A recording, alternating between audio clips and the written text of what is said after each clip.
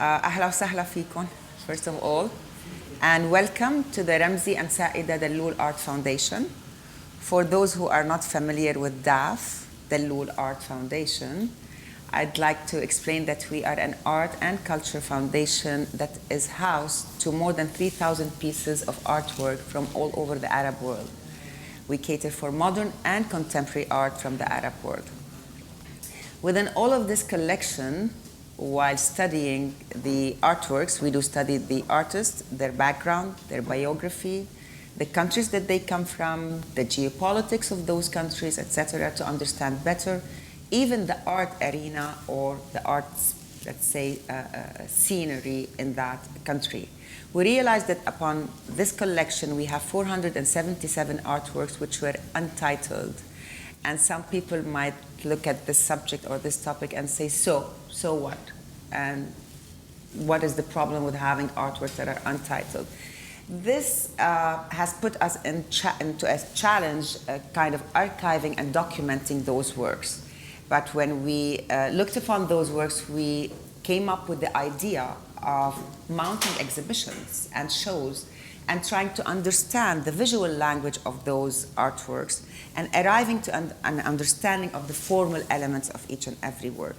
Later on, after we do this exercise, this is why we have invited you all in this session and the session that is coming later to help us interact, to understand better those works. Later, we might come up with what we would call a parenthetical title, which is a referential title that would help you extract the artwork in your documentation.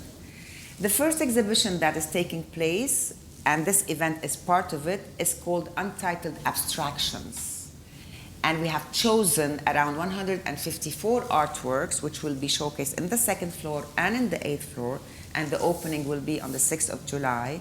They are all abstract art from the region, made by artists who come from all over the Arab world, the Levant, Lebanon, Syria, Jordan, Iraq, North Africa, Morocco, Tunisia, Algeria, Sudan, the Arabian Peninsula, UAE, etc., and Kuwait, Bahrain, etc. So we have a collection from all of those countries. I want you to understand that we are at a stage where we're advocating more the understanding of abstraction in specific and art of the region itself. Most of the artists that you will be encountering, whether in this discussion or any other tours, have studied in the West, by the way, either in Paris or Spain or Italy or the United States, etc. But they came back to their countries and kind of digged into their cultural heritage and understood their own history of art within the area. Okay? Today, I'll introduce you to Dr. Rico Franses, who is a former director of the AUB Art Galleries. And he is now currently a professor at BICAR, the Bombay Institute for Critical Analysis and Research. Before we commence, I just need to tell you that the whole collection, which started with Dr. Ramzi Dalloul and his wife, Saida Al-Husseini, the collection took place as far as the 1970s, but Dr. Basil Dalloul, their eldest son, took on the mission of institutionalizing this collection and opening this foundation that we are in now in 2016. And our website was launched during the COVID in 2020. So it was Dr. Basil that started this space, let's say, and this is where we receive scholars, researchers, art lovers to tour, to understand, and to know more about art. And this is what made me approach Dr. Rico, whom I have taken a course with online at BICAR platform, to help us understand better abstraction in specific, because he is quite proficient in that direction. We will be discussing several artworks. I need you to interact, to voice out, even if you think that what you will say might not make so much sense, but whatever you have in mind, just say it out, and Dr. Rico will lead the way. Okay, thank you. So thank you, everybody, for being here. A pleasure to see everybody. A pleasure to see some of you who were here for the first session as well. I'll just go through my basic introduction. This is an experiment. We're trying an experiment over here. And the experiment is to look at the art in a different way. And what I mean by that is usually when you go to an art talk, when somebody who's an art expert is doing a talk, they stand up, and if they're talking about a particular painting, they start off, this is the artist did this, that, and the next thing, the artist studied here, he was interested in that, now let's look at the painting. I'm trying to do this the other way around. I'm not going to tell you the artist. I'm especially not going to tell you the title. Actually, that's my habitual speech. I'm saying I'm not going to tell you the title. In fact, for this exhibition, that work is done for me because there are no titles, right? So it's just perfect for me to try this out. And the goal is just by looking, how much can we work out of the painting? Just by looking, just by analyzing it, without having recourse to the artist or what he was thinking or what he was feeling or what his biography was or what he had eaten for breakfast or what he liked or what he didn't like, just to look at the image and to see what we can work out. Now, our way of doing this is just by, what I'm telling you now is probably the longest continually that I'm going to be talking today, because the rest is just interactive, right? We're just going to be looking at it and trying to work out what the image is and what it does. And the way I think of this, one way to think about this is, you know the sentence, there's this common children's sentence in English, the cat sat on the mat, right? You know what that sentence means. What was sitting on the mat? Oh, where was the cat sitting? What was the cat doing? You know the sentence. My hypothesis is we can do the same thing with a painting, right? We don't have to know, I don't know what the writer was thinking when he said the cat sat on the mat.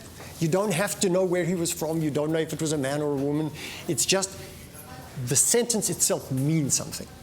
And this is the hypothesis. We're going to try and work out what do the paintings mean in that specific sense. So this is the experiment that we have to do. I'm guessing that most of you who know something about art will be thinking about the artist. Almost always you're thinking about the artist. And I'm pretty sure that at some point when we're talking about, you will say, oh, the artist must have been thinking, I will stop you. Right? I will say, no, let's not talk about that. Let's talk about something else. Forgive me, I'm not trying to be impolite. I'm just saying that's what we're trying to avoid, that way of looking at the art. The other point is, I'm assuming that you know nothing about art. I can also tell from looking at the audience, I know several of you know quite a lot about art, but I'm assuming that many of you don't know anything about art, and so we're starting really from the beginning. You really don't need to know anything about art. What that also means is, if you do know something about art, when we're talking, please keep the technical terms to a minimum, if I can put it that way, right? So that we're really dealing with absolute basic level things that everybody can understand.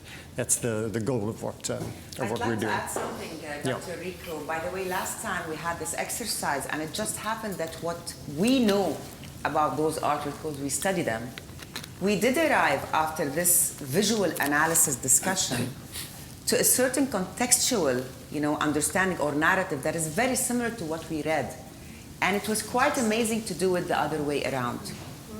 So maybe when we're done, we will introduce you to who that artist is or whatever the context is, and you will find out that you just arrived to that yourself. That's exactly right, absolutely. We're starting with those two, true? Yeah, we're starting with these two over here.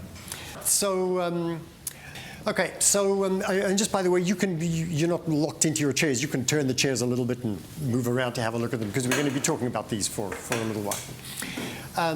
So one of the ways to get our eyes working and to kind of disengage our brains to some degree, if I can put it that way, is before we start.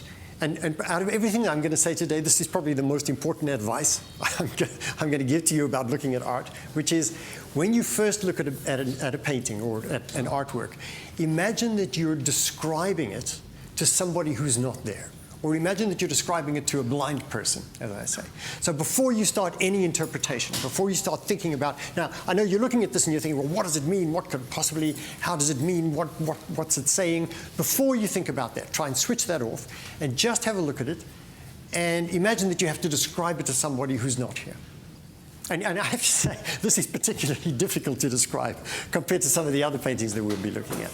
So, give it a try. Just anybody say something. Go ahead. I can try. I don't know. It's like a big universe with different identities that are scattered. Something like loneliness, and they want So, forgive me, I'm going to stop you. Yeah.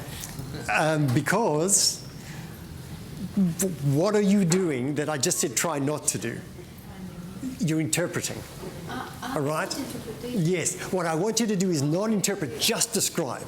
Right? Now, that's not to say that you said anything wrong, but that's the habit that we do. And what I'm trying to do is get us into this other habit, in a sense, which is just describe it. So literally, what are the colors or lines doing or something like that? So, yeah, go ahead. So I'm seeing like drops and circles falling from up down. Falling's already a little bit advanced for where we're going. Yeah, right. So there is a painting with blue and grayish silver dots.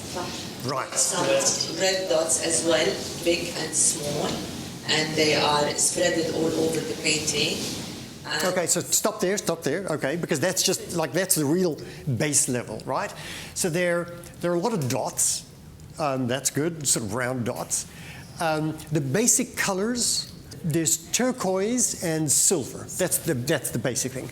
Inside the turquoise, there's some little speckles of red, so inside those dots. But then for the rest, it's mostly this play between silver and turquoise. Okay. Next step. All right, so now the blind person has got some idea. Okay, I can imagine something like that. Go ahead. There is, as if there is two layers, and the first layer is perforated in round shapes, and you can see through the second layer that is blue and with some spots of red. Okay, so I'm going to stop you there, right? Because we need to work that out now over here, right? So now, can you see that? It looks like, so there are two layers over here, right? And can you see that the top layer, you can just see this from the way, you can actually see this from the way he's put on, that the top layer is the silver, and then underneath that is the layer of blue. And it's where the silver has kind of separated, right? So you get this effect of you looking through the silver at the blue underneath, right? So that you've already got the sense of layers over here. Now, and so this is important, and we haven't started thinking about emotions or anything like that yet, right? We're still just dealing with real basic level physical description over here. Okay, so that's what you see over there. That's already quite interesting, right? And then you had something else to say? Carry on. Yeah. As you move to the bottom, the first layer is spackling a bit to see more of what's behind it. So if you want to stay basic. Yes, absolutely. That's exactly what I want, right? So you've got these, so it's sort of almost as though at this layer over here, at this level over here, the silver kind of fades out, right? It stops, and then you can see there's this dominant form of blue that sits underneath over here. Although you can still see a lot of silver, right? And there are some of the silver dots, but there are some shapes, other shapes that are happening over here. There are curvy shapes that resemble calligraphy. Yeah, exactly. So they look vaguely calligraphic, although I'm assuming that you can't read anything. I didn't actually check this before. They aren't, but they seem to reference some kind of Arabic calligraphy. Exactly. So now we've got some interesting kind of illusion that's happening over here, and we're not quite sure. Right. Now, that already not being quite sure is quite interesting. Right? So can you see how this is quite complex even before we started doing anything else? Yeah, go ahead. I think the fact that the edges are blue, it gives us a little hint about the first layer. So the edges are blue, which means the blue might be the first layer. Yes, that's a good observation. I was looking at that a couple of minutes ago, but I hadn't made that connection. Yes, it's sort of, you can see when you're looking at it, that the blue seems to be that first ground layer on which everything else is kind of played. It's the frame, the basic frame, absolutely. There's also on the top layer other silver circles. Yes. Lighter, which creates steps. texture. Yeah. Yes. So there are three. There are 3 layers, right? So not only do you have the blue, and then by the way, the blue has got its little layer on top of it. Then you've got the silver, which functions as a kind of like a film, and then on top of the silver, there are other silver dots over here. For those of you who haven't done this before, when you first look at this, you're kind of thinking it's like, yeah, I sort of get what it is. But this is the exercise of visual concentration. It begins to, and this is why even this basic description, it doesn't stay basic for very long. Within 2 sentences, it's becoming quite complex, right, as you're looking at it. Yeah. Also, I see the pink colors, or the pinkish color that's spread like drops. It's done on in 2 ways. The first time was on the blue, Yeah. and then after he finished the silver, he did it again. Yeah, there actually are some other ones that kind of emerge there as well. Yeah. Because part of the blue where there is pink, you can see it covered by the silver. Yes. And then there are other places where the pink color is also. It's sitting on top of the silver. Absolutely, absolutely. Yeah. This is a crazy question. Yeah. The artist, when he's doing this, does he know that he's putting all this, or he's just going to sit down with us and think, oh, really, that's what you see? So that's a good question. My short answer, which is 80%, I'll go with an 80% answer, which is if he's a good artist, he knows what he's doing. Right? That's my, but not always, because quite often good artists, even they sometimes will say, I was like, oh, I wasn't quite aware of that. I was doing something and I wasn't quite aware of what I was doing. But you can, this certainly looks like it's controlled, so it doesn't look like it's random. You can, the artist is pretty much in control of what they're doing. I think he put the gray on the blue and then he scratched the gray, like texture. Yeah. Yeah, actually that comes from something else. I'll tell you about that afterwards. The circles, like he removed the circles to show the blue after he put the gray. He put the gray at the beginning, and then he put all the blue, at the beginning. Then he put the gray, and then he removed some of the gray. In some places he removed. The blue. In some places he removed, but you can see other areas, and when you stand up, you'll come and have a look at it. You can see actually that he's painted around it. You can see the paintbrush. So you can see that he's painted around it. So sometimes he's covered it and taken it away, but a lot of the time he's kind of very carefully painted around it. This is the downside of becoming too technical, which is you kind of get lost in the technique in a sense. Whereas what it's really about is this next layer of interpretation that we're going to get to. Sorry, you had a So the basic layer is the blue one. It's the origin. Yes. Well, fundamentally, but this is the interesting thing. Like, fundamentally, it's the blue one. But then something happens down at the bottom there where something switches around. We're going to have to talk about that. We don't know yet. Okay. So that's the other thing I have to say. This kind of analysis is slow. It takes time. And sometimes we don't know, and we just have to say we don't know yet. Maybe we'll know in a little while. Okay. And it's true blues because if you look at the edge, it's a much darker. Yeah, it's a darker blue. Yeah, exactly. And the darkness exactly. So what we can say just now, without going any further, you can already begin to see the kind of the complexity and the kind of visual, this kind of visual play that's happening inside here, right? That it's really not just one thing. There's a whole series of different things that are at work to give you some kind of a feeling or impression that we're going to get to. We still haven't gotten there, but you can just see the complexity of the work over here. Okay, now I want to ask you, movement. It's turbulent. Movement? The blue part. There's some kind of an optical illusion. Yes, there's a lot of optical illusion, but before we talk about the optical illusion, I just want to. So now I'm actually going to tell you something funny, which is experience from years and years of teaching. When people start waving their hands around, they're generally onto something very good. Right? And that's partly because in this exercise of not talking about interpretation, but just a visual, you kind of locked onto something visually, which is not that easy to express in words. And it's much easier to express in hand gestures, in fact, right? So in fact, you're talking, not with your voice, but you're talking with your hands. So now I'm going to say to you, what were you thinking? Well, she's saying it looks like the things in the bottom are going up, and I'm telling her, no, I feel like they're coming down. Yes, exactly. Right? Can everybody see that? Yeah. Can everybody see that as you're kind of looking at it? On the one hand, and I have to say both of those, I've been wrestling with that for weeks. So is it going up? Is it coming down? Is it going up? Is it coming down? I can't decide. But something's moving. All right? And you can see that, and this is really beautifully done, you have to say. You can either see the blues as progressively coming down to their home, in a sense. Like, this is the home of the blue over here, right? Or you can see them as slowly evaporating and going up. But what's important about this is not whether it's going up or whether it's going down, but something's moving. Right? It's doing either one or the other.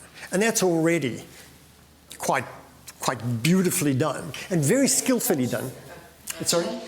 Some of the silver circles is coming from the right. As you can see the drops, there is some kind of silver drops going on that way. Like these circles. Yes. The movement? The movement is going this way. Yeah, absolutely. I have to say I hadn't looked at that because I was too busy working on the other one. But absolutely, there's a whole lot of movement inside this over here. Yeah, go ahead. I didn't see it as drops of blue, but blue which is hidden there up and then now is revealed, much more revealed. Yes. As it was hidden and you have some holes. Yes. Windows. Yeah, absolutely. But when you, so that's one layer, that's one way of thinking of it statically, right? As this kind of layer with openings to it. But then if you have a look at it in another way, and I sometimes say this, an interesting way of looking at paintings is sometimes to kind of like half close your eyes and sort of shake your head just a little bit so that you kind of lose the sense and just get some kind of impression, some kind of feeling of what's happening. And then you can see, in addition to that, this is the complexity of the work, right? You might get that sense of, I get this very strongly, the sense of going up and coming down. Okay, I don't know if anybody noticed this, but I think his vocabulary actually combines the hidden and the obvious. Okay, when like, this is what I think. Well, hang on a second. Are we getting into interpretation? No, it's not interpretation. That's the feeling. Like, well, hang on a second. But I'm saying. Like, what I see. No feeling. Yeah. Just let me say what I say. Okay, I don't know if you're familiar with Sharabiye and. Yeah. It has like he wants us to peep on the. Yeah, yes. So it's sort of screened. It's like there's a screen and you're seeing behind the screen sometimes. But it's too systematic, done systematically. And I don't know if you felt this, but it's like a game for him. I think, I'm not sure, it's like that he actually worked it the other way around, then he turned it around. And I'm not sure if this is her twin. Yeah, no, but hang on a sec. I just want to talk about this one. Actually, Rico, I need to confess, I'm following a little bit what she's saying, and I need to tell you something. We come from a background, we live with those artworks. But the minute we start this discussion, this happened to me now and the last time, I start looking at it differently. Yeah. I feel the motion not only up and down, I feel it like inside and outside. And I think maybe this is a little bit talking about visual observation, no interpretation. Now, it's the first time that I look at it and feel that the blues are coming closer, the silvers are going there, and I feel something shining. At the time where I have hung this millions of times. Now, can I just add something else to this, which is where you're sitting, can you just kind of move your head a little bit, and can you see that, in fact, it's not just gray, and it's not just silver, it's shining. That's the key point about this, right? So it's metallic, which means that, and when you get up during the break, just walk around this and have a look at it, and you will begin to see how that shine changes and how it changes your perception. Interestingly enough, the picture on the website is taken very carefully without any lights shining, and it looks completely different. It looks completely dead in a sense, right? So you really need to see it and move around it to kind of get the get that feeling for it. Yeah. And it's very tricky because like back then when they used to work with the silver, gold leaf and silver leaf, it was basically to depict religious figures. Yes. Now he's not doing, there's no figures, obviously, but he's playing the same game. Yes, he's using that same affectance of reflectance. I'm sorry, you had a point. Actually, regarding the movement, Yeah. I don't know, but what I felt, it's not that the items are moving, but the viewer is moving. If you stand up, Yeah. you will see the down far, and the grid, like the cherubim, the figure, the screen, whatever. But if you go down, you see it completely different. So it's your position vis-a-vis the scenery is makes a difference in how you see it. Yeah, absolutely. rather than the items are moving. Yeah. The eyes.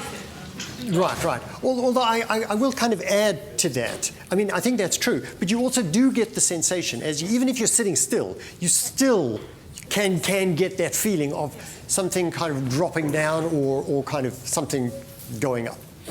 Okay. With what we've been saying, you started off saying loneliness. Are you still seeing that? It's an interpretation.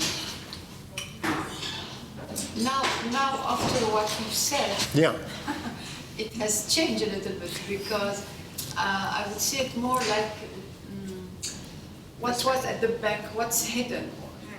What's hidden. Right. And I want to see more. I have to look through the holes to look more at the blue. Because it's an attraction to the blue. I love the blue.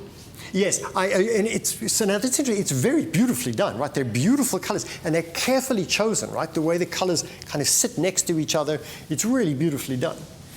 And also, I am seeing like there's a lot of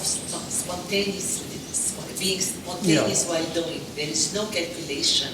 It's not like the way. It's not like a geometrical grid. Exactly. Yeah, absolutely. So natural, so flowy, so. But he knows what he's doing. He's doing his intuition, as you have said. He absolutely knows what he's doing. Right. For me, I see a random interaction. There's lots of interaction, but it's randomly done. Maybe the silver layer is very systematic. Yes. Of course, he didn't draw a grid and linear perfectly. Right. But the blue background, he had an idea what he's doing, but still more free. I think it's an interesting mix, right? So I don't think, I think when he's doing this over here, I don't think he's thinking. Exactly. Right. He's kind of doing that relatively spontaneously. He knows what he's doing, absolutely. but he's doing it in a random and spontaneous way. Yes, absolutely. And in a way that's sort of controlled and spontaneous all at the same time. That's really one of the beautiful things about this painting, right? And go ahead. The feeling, the emotion that you were talking about makes me feel not up and down, forward or backward. Yes. It's an immersive feeling.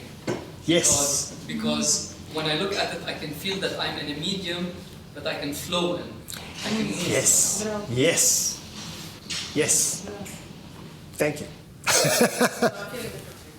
Right. Hang on a second. We're done. Yes, exactly. That's exactly where I wanted to get to. Now, we've got more to say. Now, I often say, one of the things about looking at art in this very specific way, right? Like in this, you know when jugglers juggle balls, and you know the really high-tech jugglers, and they can juggle 20 balls at the same time, and then there's a whole lot of them. And then as you get closer to this point, suddenly you feel like all the balls are suddenly coming home and they're going, right? And that's the point that we've just arrived at there, right? And so so now I'll just say a little bit more about this. It's immersive, but isn't it also beautifully balanced, right? That's one of the, so we've spoken about it, there's movement this way, there's movement that way, and yet everything is somehow held in harmony. Right? Beautifully harmonized. To come back to your question, is the artist, does he know what he's doing? I think what he's thinking is, I want to produce this effect. And then when he puts whatever dot he puts in, or whatever thing he does, he's looking and he's saying, is it still harmoniously working together? So it's not the dot that's the precision. It's this overall conception of this beautifully balanced flowing, this kind of movement that flows, this kind of in and out over here.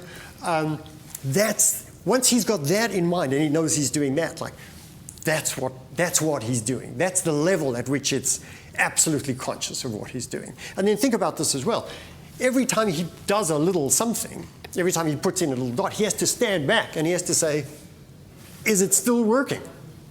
Right? That's the level. So it's not necessarily the act itself that's conscious, it's the standing back and looking at it again.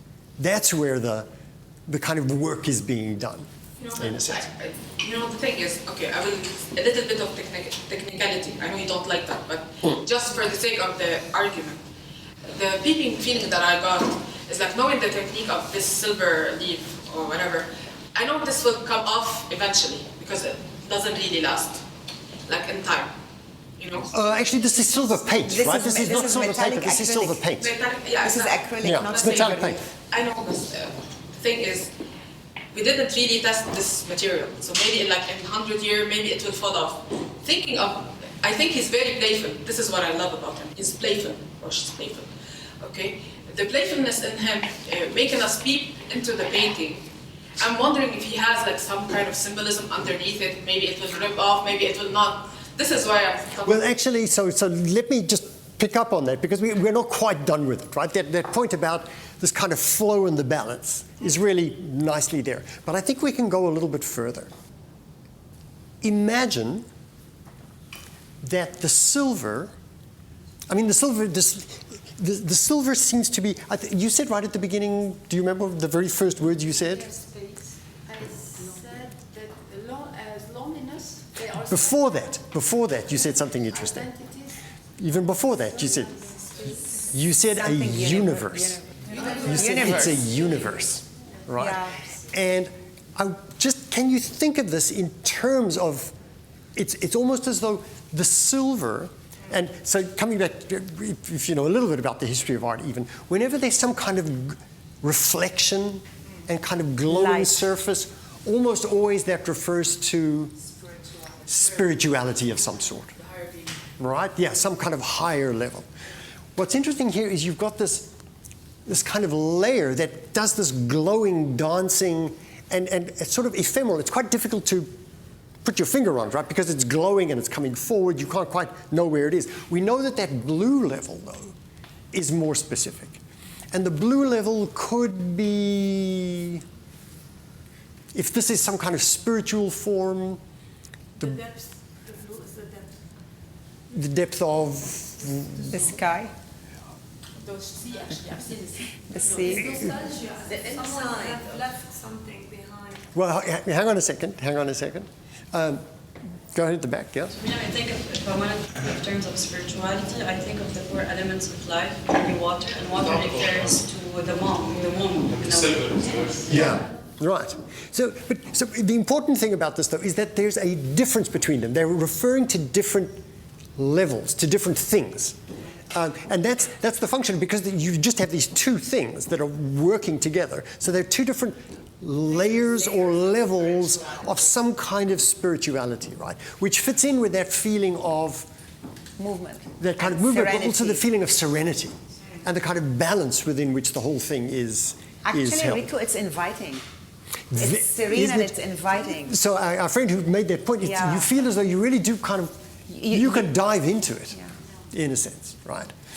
But now, yeah, go ahead. I mean, the beauty of it, I mean, you feel there's an interaction, there is movement, and at the same time, there is the serenity in it. Yes, that's the beauty, which is difficult to do. Usually movement is one thing, serenity is another thing. He somehow managed to conjure this sort of moving universe. Rico, does this have to do with the color choice? I mean, our feeling of serenity, having cold colors? Yes, yeah, absolutely, yes. And it's funny, I'll answer this. As I was working my way through this, when it suddenly occurred to me, usually when you have two things, they're opposites. You have black and white, you have, big and small. What's interesting about this is they're different, but they're not opposites. Yeah. And if you're feeling in terms of your kind of emotional response, it's kind of, they're both nice, aren't they? They're both good. It's not like, oh, this is a good thing and that's a bad thing. And there's this kind of a weaving together of both really beautiful but different things So I was kind of thinking about this to make a slight joke about it. It's kind of like, I was having a good day, and then things got better. Right? It's not kind of like, I was bad, I was good. It was like, oh, it's kind of like, and everything's beautiful. And so now, thinking about this layer of spirituality, in a sense, what's also really beautiful about this is even though the one is behind the other, you get the feeling that the way they interact is unifying and effortless, in a sense, right? Just effortlessly, it all just goes together. It all just fits together absolutely beautifully. Right? And I think that's what I think that, so now, do you understand what I'm saying when I say, that's what the painting's about? You know, right? Now you're thinking about how we actually change perception when we actually look at the thing. Yeah. Like, I don't know why, it's like, again, another interpretation that is weird. It reminds me of the Turkish hammamat, like the one with lighting on. It has this kind of serenity, you know? I think this is the level of ornamentation that reminded you of those Turkish bath spaces. Which is nice. I mean, it comes to serenity. Like I'm thinking about like somebody is like washing off and like they're happy, like looking at the ceiling and their life and life is good. Yeah. So why not? So basically, it's the repetition of the motifs and the glittering light that reminds us of those ceilings that are open to natural light. Yeah. But I just want to add to this. It's like if you gave me silver paint and blue paint and said do them together, it was like, I promise you it wouldn't look like that, right? So what's brilliant about this is that those kind of layers, and you see how, and you know, this is not about anything. I can't say to you, it's not like, oh, there's a man in there and what's it about? It's about this very state of mind, ethereal, ephemeral kind of a feeling. A sensation. Rico, the minute dots of red, do they add to the sparkle? I mean, it allows our eyes to move from one direction to another. You know, a good way to think about that is to say, what would this look like if they weren't there? Yeah. I think it would look dull. It would look so much dull, right? So it's precisely that, you know, and these are the questions that the artist is thinking of. Like that's how he's why we're going to come working to the it through. Later. We're going to come to this in a second. So as we were saying, it's not about anything specific. This really is good untitled. Absolutely. Right? It's like he's doing us a favor by calling it untitled in this particular respect, because it is that something that's very difficult to put into words, right? It's much better to look at visually over here. Okay, I will actually say, Wafa and I had a brief conversation yesterday. Wafa was saying this kind of decorative, is it kind of decorative, ornamental? Intricate work. And what I want to say is even that ornamental, when it's done really beautifully, which you do find in Turkey and in the hammams and that, it's for this purpose to some degree, right? It's not just to be pretty, it's precisely to give that sort of home, and also that so the subject matter is this form of spiritual, meditative something that all goes together. So it all fits together in this particular. But it's all about what do you call the marche artistique? It's like depends on the journey. The journey of the artist. Like why is he working with this? Why the dots are important to him? Why covenant up is important? With all due respect. It's not important. I know. Well, no, all that I'm going to say is not here now. If you want to do that, you're welcome. That's fine. I'm saying, like, why did he do the ornamental? I don't think it's ornamental. I think it's a part of his artistic journey. It probably is. I think what we have received as a feeling now, that it's some kind of a serenity feeling. It's soothing. It has this soothing feeling. So this is what the painting is telling us. The painting is talking on the behalf of the artist, I would say. Right. I just want to add as well, for those of you who are coming in and haven't done this kind of thing before, to me also what's really interesting about this, as we've said, a couple of people have said, how the discussion changes your perception, right? How the talking about it makes all the difference. And that's why I really encourage you, whenever and this happens to me, I go into an art gallery with my family and they say, you're the big professor, tell us what's going on. And I say, it's like, I have no idea, right? And I say, well, let's just start with a basic description. right? And then just 2 sentences and we're off, right? There is no painting that can resist that very careful, slow visual analysis, especially if it's a good work of art. It will tell you if you give it time enough. Go ahead. Speaking about each and everyone's perspective, me personally, I think it's spiritual, but I don't think it's something nice that's happening. So the harmony that you mentioned, maybe it's very personal. So to me, there is something happening, but I don't think it's something good. So I'm not a fan of the combination of colors, to be honest. Right. Yes, and to be honest, you know, that's that's life in a sense, right? You know, a lot of people like one thing, some people don't like it, may not work for you, something else may work for you. But what is important about this, what I do want to say is, I need to backtrack just a second, right? So I'm assuming many of you don't know that much about abstract art, right? But there are generally 2 approaches to abstract art, really simply. You love it or you hate it, right? And if you hate it, what do you say about it? Why do you hate it? You say, because I don't understand it, and worse, my dog could have done it. Yeah, exactly. All right? My young child who's 3 years old could have done it. It's like just scribbles. So that's the one thing. Where people who love abstract art, what they tend to say is the opposite. They say, no, no, no, no, no. True, it doesn't mean, you know, in the way that a representational thing does, but it can mean anything you want it to. And what I'm here to say is no. It doesn't mean whatever you want it to, right? Even from the point of view of loving abstract art, it's structured in a particular way to give a particular meaning, right? And that's what this visual analysis does. We're talking about the structure, these kind of, you know, you're seeing through it, you've got these layers, you've got these movements, all that thing. That's part of the meaning. That's like the cat sat on the mat, that's the set. These movements, it's like, that's the set part of it over here, right? Now, a lot of people may love it. Works out here that a lot of people do. You may not. That's okay. That's fine, right? It may look a little bit weird to you, and that makes perfect sense, right? But that doesn't mean that it means whatever you want it to mean. It means this very specific thing that we've been talking about. It's almost as though the artist is saying, I'm going to layer this, I want you to think this, I want you to think about that. I think, Rico, when we move to the other one, I think we will have a better understanding of the difference of tackling those visual elements here and ones which are somehow that take you to a different emotion in the second one. Right. I think that this would help more. So, with that said, let's have a look at this one now. Can I add just one thing before we move on? Yeah.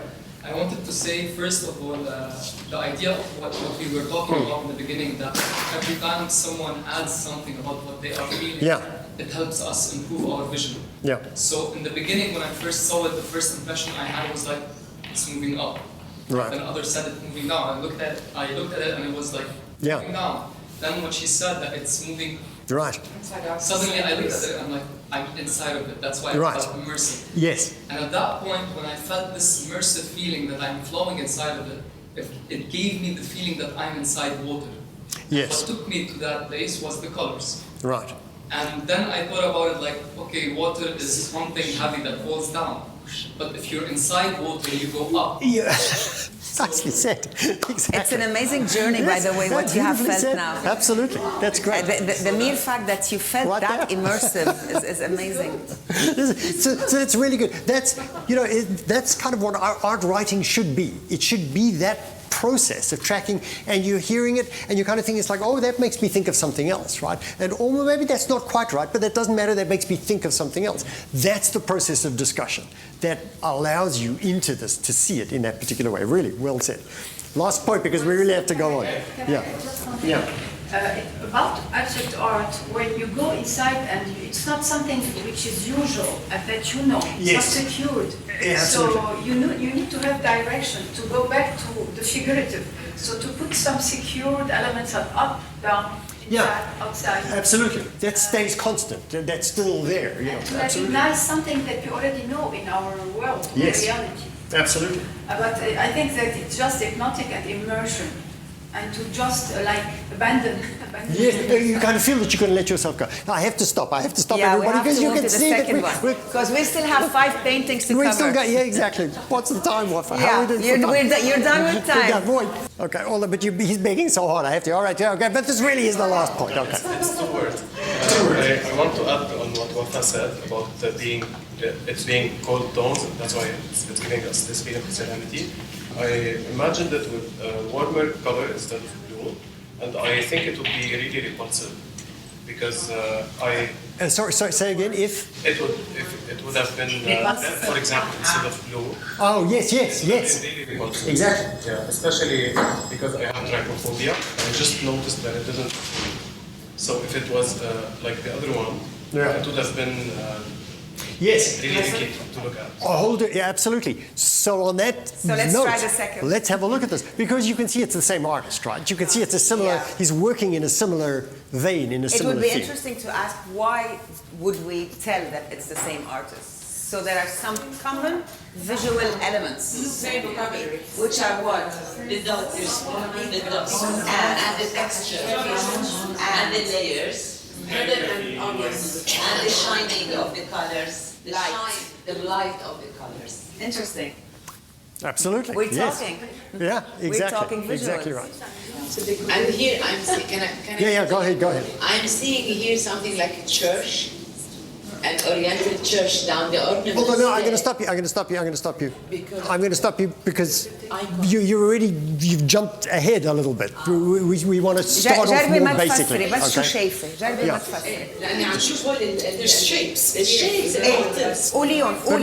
Before that, if you're talking to a blind person, like a and cross. you're saying there are shapes, cross. it's like you haven't started at the beginning. You got to say, I want you to start at the beginning. Okay.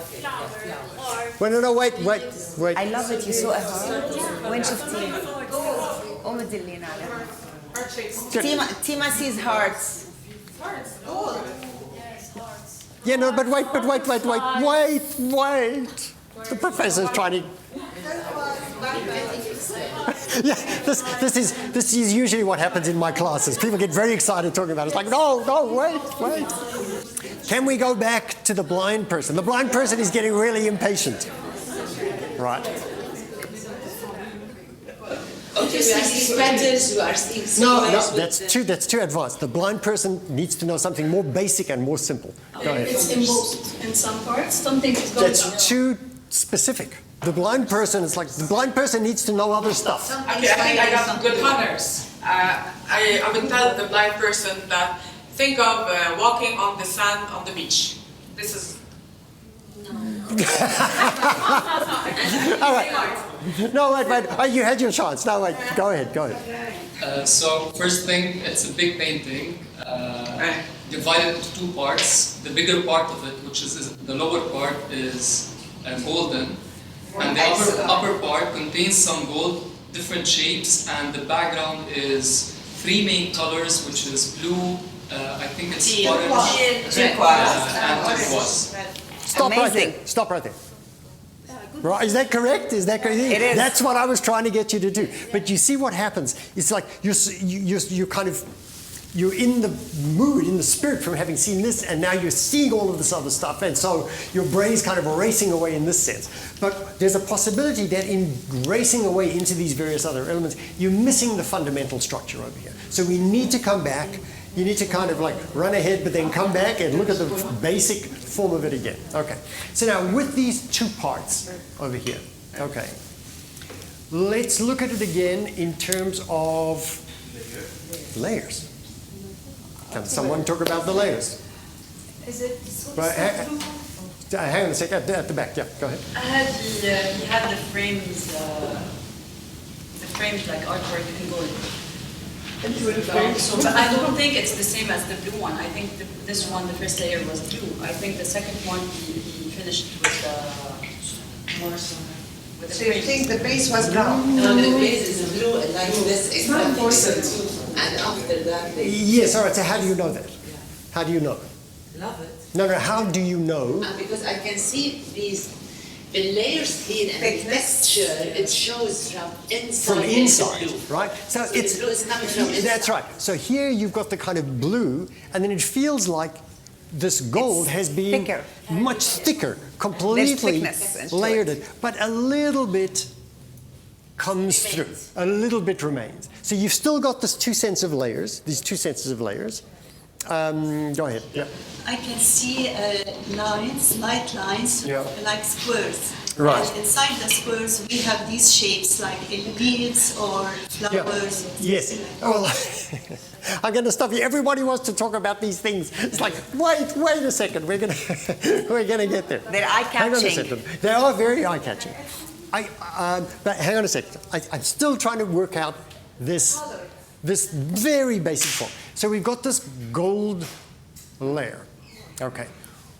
What's the difference between, so we've got a gold layer on color, on this colored background, in this sort of the same way that we've got a silver on another colored background over here. But the difference is, the gold here is much more, it's thicker so that you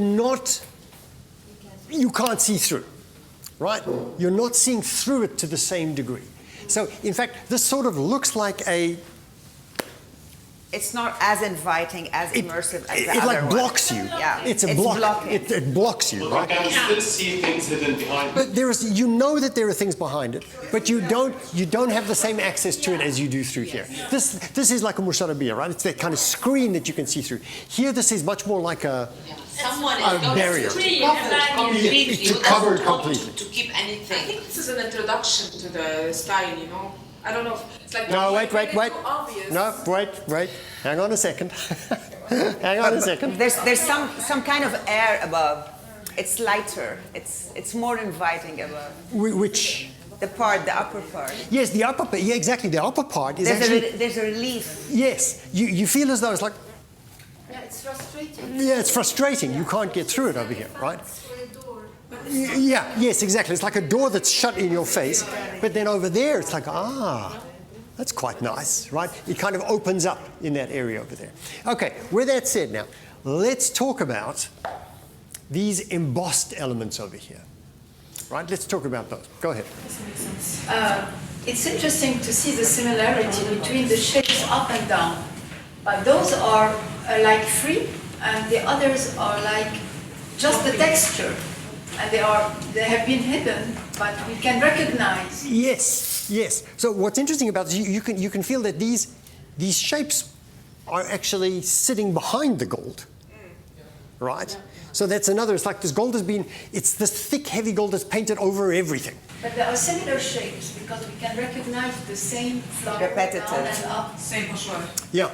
Absolutely. Gold is giving a message for me. I'm saying that there's this too much gold over that is forcefully trying to cover all these inside, the behind thing.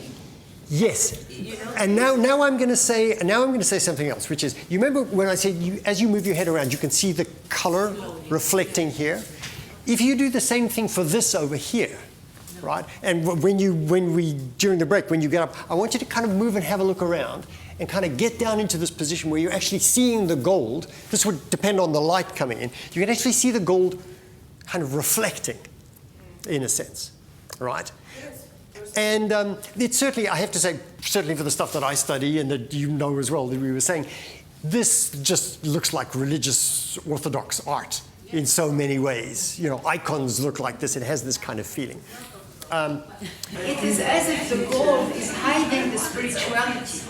Too much gold is something that's too much. It's too much. And rusty, it's rusty, as if, you know. Yes, it's kind of old, right? It's old. It's kind of weathered a little bit, right? It feels like the original painting was the one the same as the top, and then he applied the... Yes. That really feels like it. All of that was in the background over there, and then he covered it over so that it's... Then he decided that he wants... Yeah. I don't know if anyone can notice a layer of green under the gold. Yeah, under the gold. Yes. And another thing, can you see some kind of gridding? There are those... Yeah, there's those horizontal and vertical lines. Sorry? The grid covers the painting from top to bottom. Yes, actually the whole thing is grid. Yeah. Absolutely. Yet you can feel it much more in the lower part. In the lower part, yes, because there's less stuff going on, right? It gives it structure. But now let me ask you a question. Using the lessons that we learned from this one, right, where we were talking about the kind of interaction that's happening over here, right? Here you have to say No interaction. no interaction, in fact. And if here we were talking about that, the meshing of these two different worlds, this is saying it's an internal thing, it's blocking. It's status, giving you a status and message. This is it. Yeah. And here is static. Come with me. come with me. Exactly. Exactly. In this one you have fluidity. There it's rigid. Yes, absolutely rigid. Exactly. So if this one is talking about the mixing of realms, whatever those realms are, right? This one is talking about this kind of separation. They're not together in the same way, right? They're two different. They seem to be. This is like saying we're two different worlds. We're living in two separate worlds over here. And here it says we are all one. We're all one over here. Right, Rico, right. what about the upper part? I mean, there's a repetition to the patterns, the way Diana was saying. Yeah. But the patterns below are embossed and they're blocked. But the ones above are free to move. Yes. So what does this tell us? And don't those ones look nicer? So they look better. It's too busy. It looks Right. like very such in the 90s, honestly. It's like too much motif in one space. I like the down patterns much more than those that are up. I don't know why. I don't know. They have their identity there. They absolutely do. Yeah, yeah. But why did he overlay like symbolism over symbolism? Like why did he use that motif and on the upper part? If you don't really look at it, you don't really see it. You know. So what's the use of it? He want to disconnect them. Yeah, but it's not working. Yes. To يفكفكون يعني. Yes. It's not working. So the point of this, so from looking at this, the theme that I'm arriving at here is this disconnection, right? They're not together. They're kind of two separate worlds I that are feel the happening over here. metallic part, like it takes all together, like make it one unity. And then when this gold spread it a little bit, everything went in a different way. To chaos. Yeah, to explode them, to Like explode. it got free, every motif went the shape it wants. It's not static and like شو يعني منمق. Yeah, right. Organized. Yeah. Organized. There you have like alive butterflies, and there they are lying under a frame. And Yes, they're kind of stuck over there. But let me ask you a question. Look at this over here. The separation line? Yes, the top of this line here. It is a fading. So come back to thinking about movement. Yeah, as if Moving from one same line to another? Disconnect you down, all down. Downing.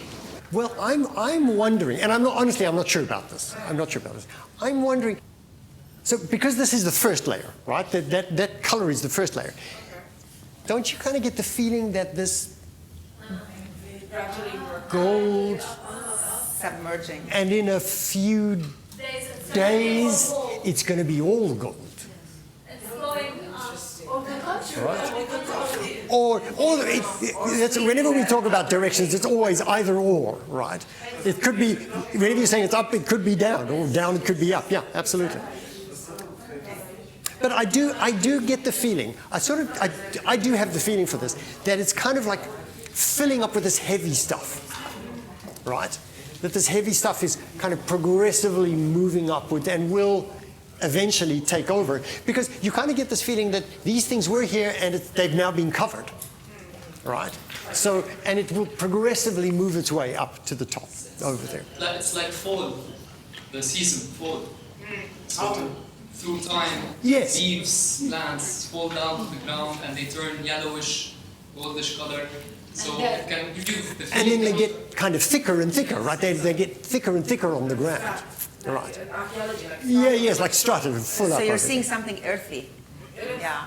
And this is how you started saying on sand, walking on sand. Or Yes. we could be walking on Ted. So hang on a second. Listen. Can we listen? Say that again. It's like some kind of transformation, like the cocoon when we are in the shell, and after that there will be like some kind of free, and we will transform into something that will be more nicer. It will, at the beginning, it will show us that it was not good, not nice, not whatever, but at the end it will be something good and nice and free. So now,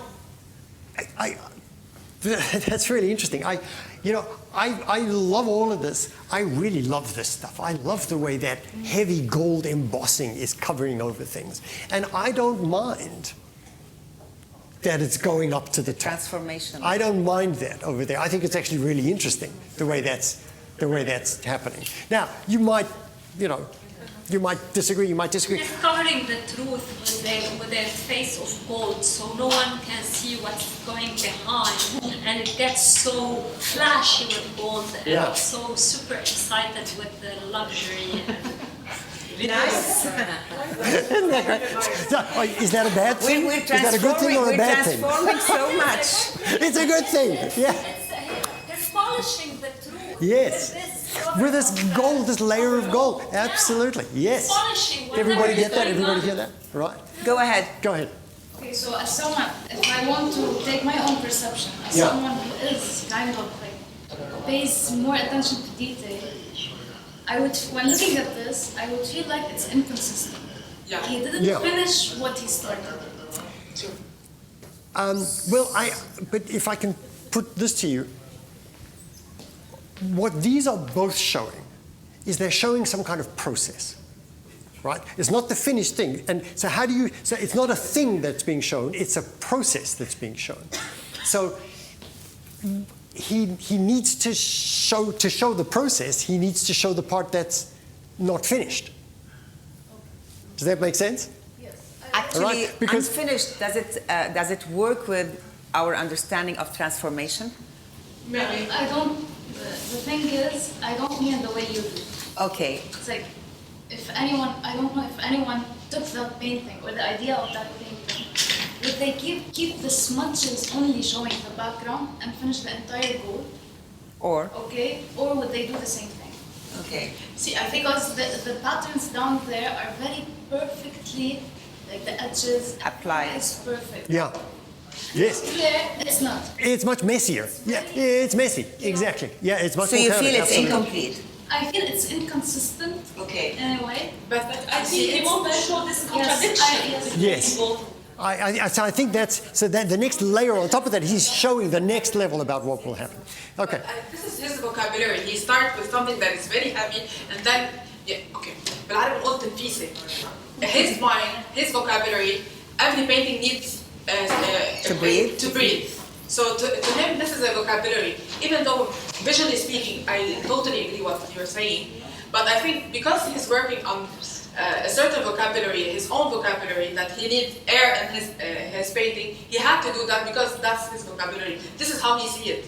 See? For me, I'm still seeing it. This is the people and the population, and the other part are the Caesars and the kings. Yes. Because the gold maybe reminds you of some kind of status. And the information to free us, and be free from all this image, from all those layers. Because I can see here this dot, it comes like this dot, this embossed, so it's free here and flowing, and it's invitation to freedom, like go up and be as the way you want it. But that's not the message, right? Because in fact, this is progressively covering it over, right? So there's free. But in a little while, it's all going to be covered over. It's all going to look like that. So for me, it's the reverse. What about the reverse? I have to say, it doesn't. It feels to me, and sure, I understand that you could see it that way. For me, it does feel like it's filling up rather than draining. Right. So, but it's a discussion to be had if we have more time. But now, I do want to tell you.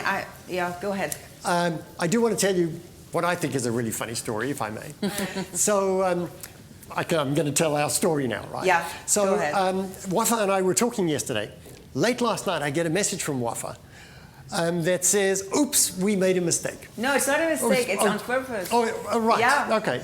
Now, believe me, there are amongst all of those works, and those were kept on purpose, there are some works which are titled, and we have showcased them next to works which are untitled by the same artist.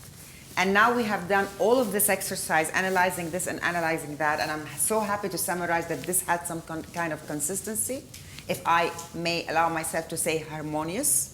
And this was quite agitating to most of you, whether to the negative or to the positive, whether you saw with kings and emperors, or you saw with sand and